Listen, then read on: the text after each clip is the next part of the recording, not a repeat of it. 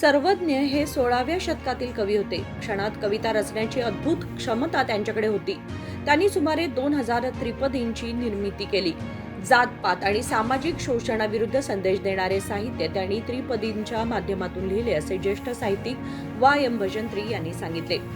जिल्हा प्रशासन, जिल्हा परिषद, कन्नड व संस्कृती विभाग तसेच महापालिका यांच्या संयुक्त विद्यमाने कुमार गंधर्व कला मंदिर येथे आयोजित त्रिपदी कवी सर्वज्ञ जयंती उत्सव 2026 कार्यक्रमात ते बोलत होते. हावेरी जिल्ह्यातील मासूर गावामध्ये जन्मलेल्या सर्वज्ञ यांचं मूळ नाव पुष्पदत्त असं होतं.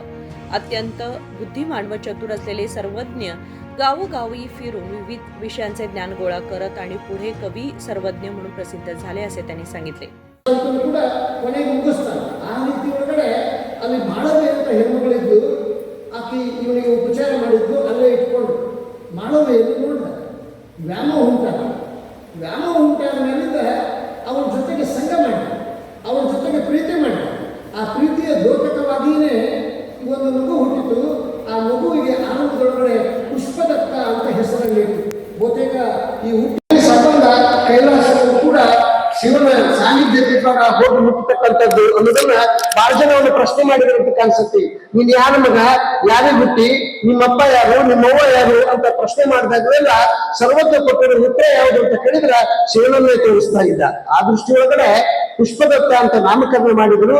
ನಾಮಕರಣ ಮಾಡಿದ್ರೊಳಗಡೆ ತುಂಬಾ ಸ್ವಾಭಿಮಾನಿ, ಅತ್ಯಂತ ಧೈರ್ಯಶಾಲಿ, ತುಂಬಾ ಪಾದರಸದಂತ ಚುರುಕಾಗಿರುವಂತ ಸರ್ವಜ್ಞನ ಬಾಲ್ಯದೊಳಗಡೆ ಬಾಲ್ಯದೊಳಗಡೆ ಮನೆ ಬಿಟ್ಟು ಊರೂರ ಸಂಚಾರ ಮಾಡೋದಕ್ಕೆ ಪ್ರಾರಂಭ ಮಾಡಿದ. ಎಲ್ಲಿ ಹೊತ್ತು ಮುಳುಗು ತತ್ವದ ವಸ್ತು ಇರೋದದ, ಬೆಳಗ್ಗೆದ್ದ ತಕ್ಷಣ ಹೊರಟು ಹೋಗೋದದ. ನೀವು ಆ ಫೋಟೋದಲ್ಲಿರುವಂತ ಸರ್ವಜ್ಞನನ್ನ ಕಂಡ್ರೆ ಕರ್ನಾಟಕದ, ಕನ್ನಡದ ಈ ನೆಲದ ಒಬ್ಬ ಶ್ರೇಷ್ಠ ಸಂತ ಫಕೀರ ಅಂತ ನಮಗೆ ಕಾಣಿಸ್ತದೆ. ದೇಹದ ಬಟ್ಟೆಗಳನ್ನು ಹಾಕೋದಾಗ್ಲಿ, ಅಥವಾ ಆ ದೇಹದ ಬಟ್ಟೆ ಬೇಕು, ಅಥವಾ ಊಟಕ್ಕೆ ಇಂಥದ್ದೇ ಬೇಕು ಅನ್ನುವಂತ ಯಾವುದೇ ರೀತಿಯಾದಂತ ಆಲೋಚನೆಗಳನ್ನು ಇಡಲಾರ್ದೇ ಊರೂರ ಅಡ್ಡಾಟ ಸಂಚಾರ ಮಾಡ್ತಾ ಆತ ಹೊರಟು ಹೋದ. ಈ ಸಂಚಾರದೊಳಗೆ ಅವ್ರು ಸಿಕ್ಕಿದ್ದೇನೆ ಅಂತ ಕೇಳಿದ್ರೆ ಕಂಡವ್ರನ್ನ ಮಾತಾಡ್ತಿದ್ದ. ಅವ್ರ ಜೊತೆಗೆ ಸಾಮಾಜಿಕ ನುಡಿ, ವ್ಯವಸ್ಥೆ, ಆಚಾರ, ವಿಚಾರ ಇವುಗಳನ್ನೆಲ್ಲ ಮಾಹಿತಿಯನ್ನು ಸಂಗ್ರಹ ಮಾಡ್ಕೊಳ್ತಾ ಇದ್ದ. ಈ ಮಾಹಿತಿಗಳನ್ನೆಲ್ಲ ಸಂಗ್ರಹ ಮಾಡಿಕೊಂಡು ಅವನು ಬೆಳೆಸಿದ್ದೇನೆ ಅಂತ ಕೇಳಿದ್ರೆ ಲೋಕಜ್ಞಾನವನ್ನ ಒಬ್ಬ ಪರ್ಫೆಕ್ಟ್ ಮ್ಯಾನ್ आಗೋದಕ್ಕೆ. सज्जनांचा संग मधासारखा गोड असतो, असा संदेश सर्वज्ञांनी दिल्याचे भजंत्री यांनी आपल्या व्याख्यानात सांगितले. राशेकर Hiremath, KMM Marathi, Belgaum.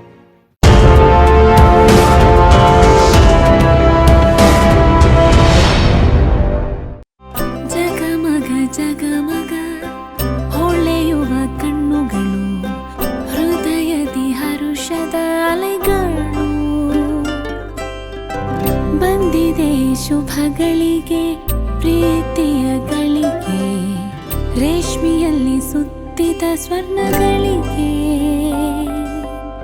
BS Channabasappa and Sons, The Textile Mall, Tilakvadi, Belagavi.